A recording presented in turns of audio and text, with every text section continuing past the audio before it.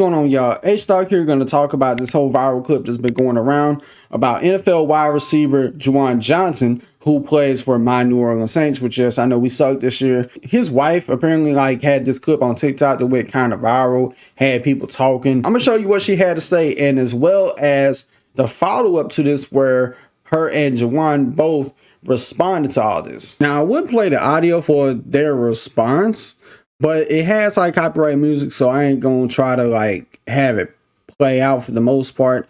But this was their response to this whole backlash. When everyone thinks she's using me for my NFL money, but I don't care because her videos pay all our bills.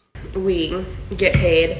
I will spend as much money as I want because it's our money, and he decided to marry me. And I do everything that he wants, I'll cook and clean and stuff like that. And when he makes money, I'm gonna spend it. And that's just what marriage is. You don't have to get married.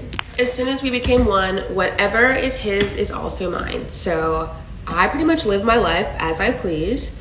And that's just the way it is. Now, off rip, this whole video that went around, it caused a lot of backlash online, and I think most of the people who was commenting on or had an issue with it was people who was either single, living with cats, or they probably, aren't even married or have no intentions to get married. And when some guys see something like this, they may want to run for the hills thinking, oh no, my money. Me myself, I am single, but I do have aspirations. I'm getting married one day, just don't know when. I think that when it comes to people who have aspirations to get married, want to get married in the future within the next 2-3 years, or that's already married, their opinion, it matters so much more than anybody who has no intentions of getting married, and most importantly, single with cats. Y'all can't really speak on this. But this is something that has happened for a very long time. The whole what's yours is mine, what mine is ours. But it has been around for such a long time. People forget. That saying of what yours is mine, what's mine is ours. It dates back to when I was a kid, or when you was a kid, or when you was an infant in a toddler seat. But you get the point. This is nothing new. This is something that's been around for a long time. But I feel like that when guys see this will kind of, scare them and have them run for the hills because they don't want to get married.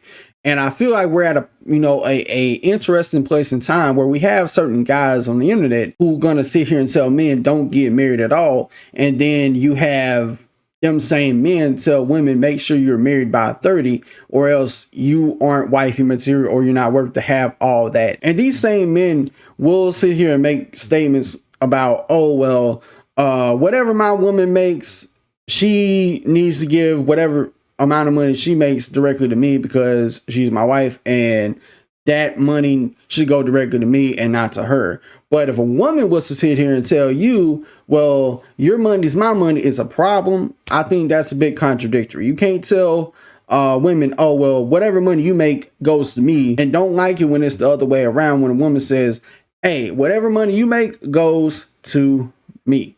Now, she ain't say it like that, of course. And because of all that, it ends up creating a big divide between men and women, just ends up driving this big wedge, unnecessary wedge between men and women. And thus you have a whole wedge and an impasse created because you're telling men one thing, but then tell women something totally different, that they should pursue marriage, pursue kids, but tell men shy away from marriage. And the reason why they'll tell men that is because, oh, there's such a great risk involved. The divorce rates are high and stuff like that. But there's risk in everything we do day-to-day life. If you live in a city with a high crime rate, there's a chance of something happening to you every time you step outside. There's a chance if we step in a car, we could die in a car crash or die in a plane crash. Now, granted, them are all accidents, and a divorce is something that's done with pure intent, but you can also look at the crime rate and say, well, okay, well, you being made into a possible target is something that's done with ill intent. Even with the high crime rate as it would be wherever your city is, it wouldn't stop you from moving you and your family to that city to give not only your kids, but your bloodline's future of a better life, much better opportunities than you had when you were growing up at their age. And I'm only making this correlation because of the risk factor that's at play. There's risk in everything you do in life. and marriage is just another risk. Is it risky? Yes, it's risky, but at the same time, if you are like dead set on worried about your partner taking half your shit when you get married, maybe you shouldn't marry her. Maybe that's the wrong person. Maybe you don't know how to vet properly.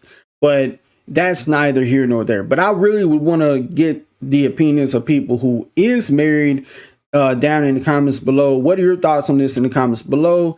Till next time, it's been H Dog here, and I'm out. Peace.